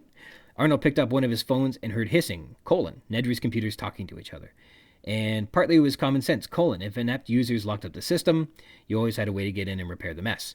And it's also used, the colon is used to introduce a statement. And partly it was kind of a signature, colon. Kilroy was here. Semicolon, it was so dark it was almost a silhouette. Semicolon, as he watched the ship's running lights came on, brilliant in the dark purple twilight. This is good. These two clauses are connected by a single sight, occurring over a common moment, so their connectivity is understandable and easy to follow. Nedry was annoyed by the Jurassic Park project. Semicolon, late in the schedule, Engine had demanded extensive modifications to the system, but hadn't been willing to pay for them. This is good too. The two clauses are also related, and Nedry's annoyed, and we find out exactly why in the same sentence. Lawsuits were threatened, semicolon. Letters were written to Nedry's other clients implying that he was unreliable. These connected clause-style sentences are useful in that they lead with the consequential and important element of the sentence, lawsuits were threatened, and explain the consequences afterwards, implying that he was unreliable. Constructed otherwise, we might bury the lead in the sentence, as the expression goes in the newspaper business. The room was deserted, as he had anticipated. All the staff was at dinner. Again, cause and effect. One sentence beginning with this initial impression and then an explanation. All these semicolons look a little strange, used so casually, but they're all used well to keep the narrative moving smoothly, quickly, and presenting meaning very effectively. We have capitalization. Contents viable, biological, maintain minus 10 degrees Celsius minimum, 175. How else would you know you were looking at a sign if it weren't written in all capitals? Literary techniques. We have some more foreshadowing with the weather, as well as pathetic fallacy returning to launch this chapter on 167. We're told, as the sky, quote, was growing darker, which both suggests that dark times are ahead and also makes the sky appear as if it is growing, and perhaps, too, that it's growing in menace. We have metaphors. After 7 p.m., quartz floodlights turn on around the island, turning the landscape into a glowing jewel stretching away to the south on 173. You can imagine the lights shining brightly and the quartz color looking like a precious stone. Quote, the road was plunged into darkness on 174, and we can imagine ourselves being plunged into a pool, perhaps being quickly overwhelmed and surrounded by a new environment, and in this case, it's a dark environment. Nedry's computers talking to each other. Here they aren't necessarily talking, nor really communicating, but rather just transferring data, but it gives them some agency, makes it feel like they're active rather than just tools. Quote, he had built in a classic trap door. This might have worked a bit better as a back door, or a secret hidden entrance, or a skeleton key, or something like that, which grants you access. A trapdoor feels like something you'd find when soliciting Mr. C. Montgomery Burns for philanthropic purposes. In the end, Nedry had been forced to eat his overages on Jurassic Park and to make the changes that Hammond wanted on 175. Here, as discussed a bit during the Life and Times of Dennis Nedry with my terrific guest Adam Leggin in episode 23, The Tour Part 3, Nedry, the overeater, is said that he's forced to eat his overages, and there's something gruesome about the metaphor that someone who's portrayed as gluttonous is punished metaphorically by being forced to eat. Similarly, real life isn't a series of interconnected events occurring one after another, like beads strung on a necklace. This is an effective simile. We can easily picture beads strung on a necklace and how they are sequential, and we're to understand, life is not like these beads. Dramatic irony. Life is a series of encounters in which one event may change those that follow in a wholly unpredictable, even devastating way. That's a deep truth about the structure of our universe. For some reason, we insist on behaving as if it were not true. At that moment, the cars jolted to a stop, 171. This is great because, unbeknownst to the speaker, his prophecy suddenly becomes reality in that moment. One event becomes followed by an unpredictable and perhaps devastating moment. Motifs. The illusion of control. This chapter picks up where Stegosaur left off. All the systems of control and assumptions in place to maintain control at Jurassic Park are showing themselves to be failures. And now the control room is unsure why the Land Cruisers stopped on their return. Just as Lex and Tim spot the Raptors on the ship, the Land Cruisers stop, and Regis can get out and chat with Grant for a while. Then they start up again, but the radios are down. Hammond wonders why the Land Cruisers stopped, and Arnold doesn't know. He guesses they turned off the radios in the cars themselves. Muldoon thinks the problems are being caused by the storm that's blowing in, but as it stands, they all still believe that at least their safety is under control, even if it's being proven that many of their own systems of control have failed them. But they're all just guessing as what's going on. Events are no longer under their control. Chaos is shortly to ensue. Discussion. Movie adaptations. Here in the novel, the frog DNA study that Alan Grant refers to is a West German study about frogs that are West African. I looked to see if West German referred to a research company or something, but it seems to be just that it's from Western Germany. And to a bunch of millennials on the brink of being from Generation X, like me, who may not recall, Germany was split into a Western and Eastern bloc until reunification in 1989, when this book was being completed. So, Jurassic Park exists in a world where the Berlin Wall still stands. And it's very interesting to consider, despite the EPA and the federal interference that Hammond was concerned with, there is noticeably no politics in this novel. There are agents acting on behalf of their nations, but nobody lobbying for liberalism or conservatism, fascism, though you might suggest that Hammond was dreaming of the laissez-faire French economics, as we discussed in episode 32, Control, with my guest Matt Buffton. A few differences between the film and the novel on the frog DNA stuff. In the novel, it's specifically referred to as amphibian DNA, and the phenomenon of gender transition is best documented among West African frogs, and is used in only some of the species, specifically those which are breeding. In the film, however, Mr. DNA tells us that all the DNA was completed using frog DNA. We used the complete DNA of a frog to fill in the holes and complete the code. Phew! And now we can make a baby dinosaur, from the scene in the visitor center. Grant inquires that the dinosaur DNA includes amphibian rana, and specifically frog DNA. Grant believes it's amphibian DNA that holds the answer to the breeding conundrum. The paper we read in the news section this episode says that hermaphroditism isn't specific to West African frogs, but rather that it's even more common in fish, more common still in invertebrates, and has even been documented in some plants too. Nicknames. The dinosaurs are all given nicknames. The Compies, Mayas, Raptors, Authis, and Hypsies. Are these to be read as just short-form versions, or is it something more? Sattler opts to remain with the Stego, we're told on 169. These nicknames were adapted into the movie promotions and more. I thought these nicknames were dumb, and I always have. Trike for Triceratops really bothers me. They're absent of anything clever, which, if you've ever given someone a nickname, you always have to find kind of a fun inside story for them, right? You don't just chop the last 8 letters off their name and stick with that. That's really dumb.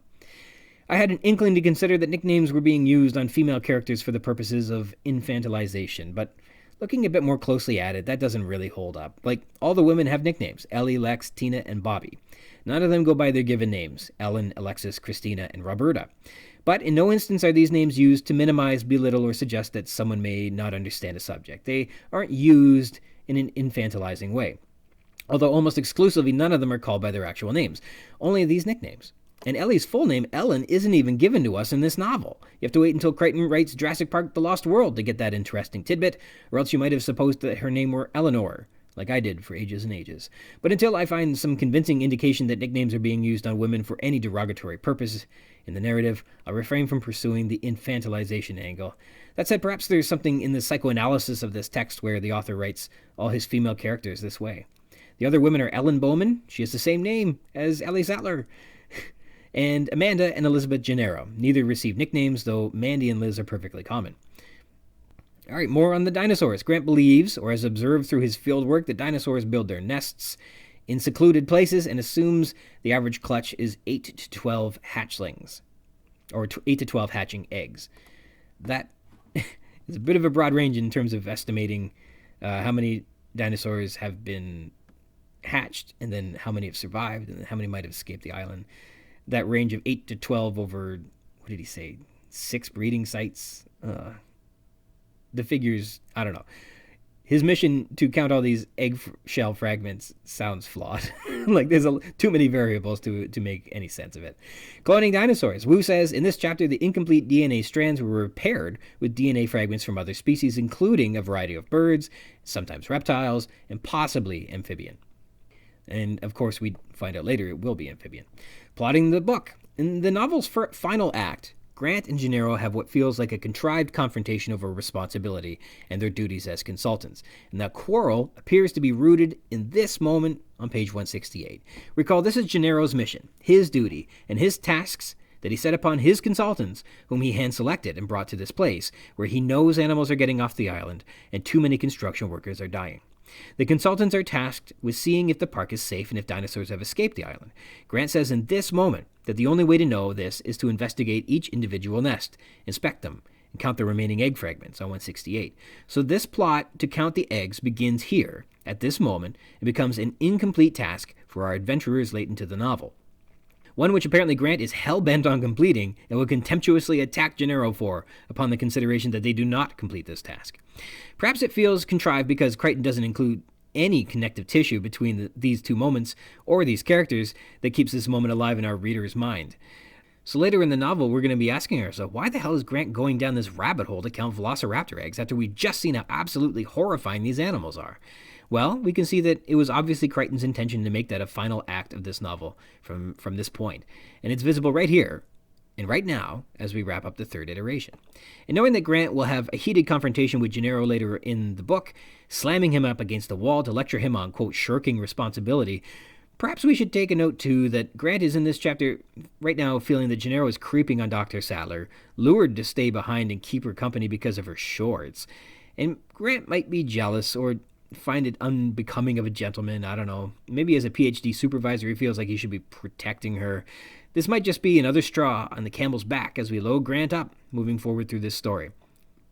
And after all this setup, isn't it time for the inciting incident to finally occur? Damn right it is. The storm strikes. The kids spot raptors on the boat headed for the mainland. The lowering clouds loom over the dark outline of the supply boat, and all our chess pieces are in place for a mad scramble over the next 200 pages as dinosaurs maneuver freely throughout Jurassic Park for the first time in tens of millions of years to put man in checkmate. Timeline. It's about sundown, we just said, around 5:45 p.m. in Costa Rica, and Lex is complaining about being hungry, also confirming that this is around dinner time, traditionally hosted at about 6 p.m. Ed Regis says they should be able to return from the South Fields by the Stegosaurs to the secured visitor area in the north in about 20 minutes on 169. So it's taken all afternoon to dawdle through the park, peering into the paddocks, but they can travel the remainder of the journey in good time if they set their minds to it. Contrivances in plot. We are told that the vesicles in the stegosaur's mouth will be healed by tomorrow by Dr. Sattler on 169, and that sounds nice. Her input has helped lead to a cure, putting a bow on her little story arc. But, we've been told that 2 of the stegosaurs have died from this illness. It's pretty serious. Beyond tranquilizing the animal, no mention of medication has been made. If anything, they've identified the source of the poisoning. I suppose that means they could remedy it if the cure were available, but it feels like a strange contrivance for Sattler to declare the stegosaur well on its way to recovery. Thank goodness it is, in any case, because I love stegosaurs, but it just seems odd. Chaos theory. We get some explanation for the fractal curves that accompany the iterations in the novel. Crichton's Ian Malcolm wants us to think of the world through a chaotic lens and describes it as best as he can, thusly. Fractal geometry appears to describe real objects in the natural world. Mountains and clouds are fractal shapes, so fractals are probably related to reality somehow.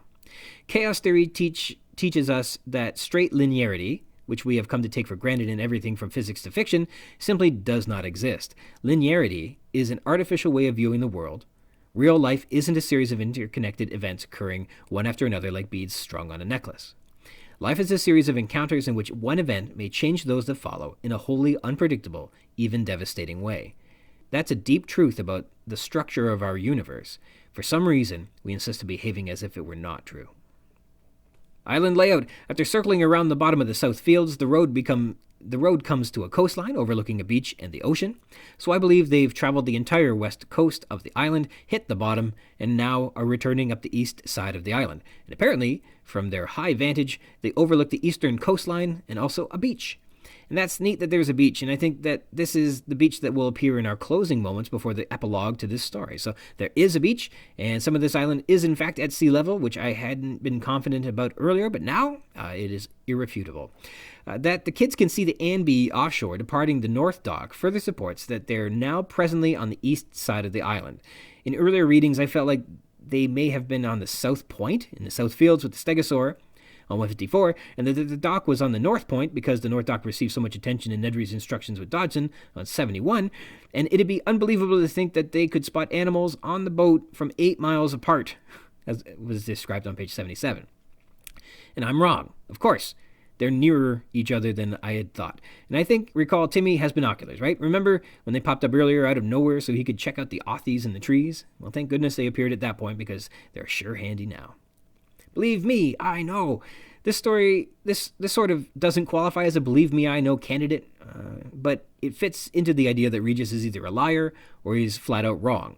In this case, I'm sure the lights will be back on in a minute, is a statement that becomes untrue, and also, I don't think he's going to live to ever see the lights turn on again. Sucks to be Ed Regis. Spared no expense. The famous adage that Jurassic Park quotes spared no expenses, uttered by Regis, who we've catalogued as almost categorically incorrect in everything he says. The park spent on the luxury of recruiting Richard Kiley to be the voice of Jurassic Park's tour, but otherwise the park has been very chintzy, fully automated to minimize staff and overhead expenses, set to operate with only 20 personnel. No good dock was installed because they didn't want to spend the money, and now we learn that they blackmailed Nedry to force him to eat his overages in the system design. A hell of a goddamn system, according to the lead engineer John Arnold, that Nedry doesn't seem like he's going to see a profit from installing. So let's be clear, they spared some expenses, and it's going to cost them everything. Building a mystery. We get some answers to a few questions that came up earlier in the novel. If the animals are breeding, why hasn't anyone at the park noticed ever? Well, apparently the velociraptors are nocturnal, so all the diurnal animals are mating, nesting, and breeding, but the eggs and offspring are unreported because they're being eaten by the compies and raptors, and you're not noticing the new raptors nor their predation because they are nocturnal. and nobody ever watches the park at night. You don't have to like that answer, but that's the answer we get. But the animals are all female. How can they be breeding? And here's a new mystery. And as has been observed in earlier episodes, the iterations each seem to present and solve a mystery, and we're entering into the 4th iteration with the subject now being investigated.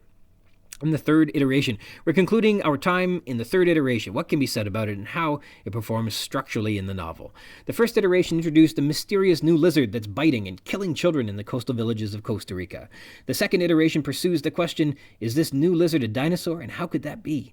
The 3rd iteration shows us that dinosaurs are back, but questions whether it was a good idea. And in summary, this 3rd act has taken all our characters and placed them out in the park. Security systems are all turned off, in the middle of a serious tropical storm, outside the Tyrannosaur paddock, the most fearsome predator in the history of the world. Ellie, Gennaro, and Harding are separated from the group. Malcolm and Grant in one Land Cruiser. Regis, Lex, and Tim in another. The chessboard is set. All right, thank you to my special guest today, Jamie Reaume. Thank you for coming back, pal. A lot of fun. I want to sign off today thanking you, too, for joining me. If you want to read along in the book and add some thoughts to what we've been discussing on the show, or be a guest on the show and chat with me about anything you like about Jurassic Park, you can do that by connecting with me on my ryansrogers@gmail.com. If you would like to be a guest, drop me a line and we can try and set something up. We can rehash, tear down, gush over, and chit-chat about any part of the book, or also not the book, all you'd like. Jurassic Park-Cast is a part of the Spring Chickens banner of amateur intellectual properties, including the Spring Chickens Funny Pages, Tomb of the Undead graphic novel, the Second Lapse graphic novelettes, The Infantry, and the worst of them all, the King Street Gamers. You can find links to all that baggage in the show notes or by visiting the schickens.blogspot.ca, or finding us on Facebook at facebook.com/springchickencapers, or me, I'm on Twitter at RogersRyan. I used to worry about what people would say, but then nobody said anything. Thank you dearly for tuning into the Jurassic Park-Cast, Jurassic Park podcast where we talk about the novel Jurassic Park, and also about that too. Until next time.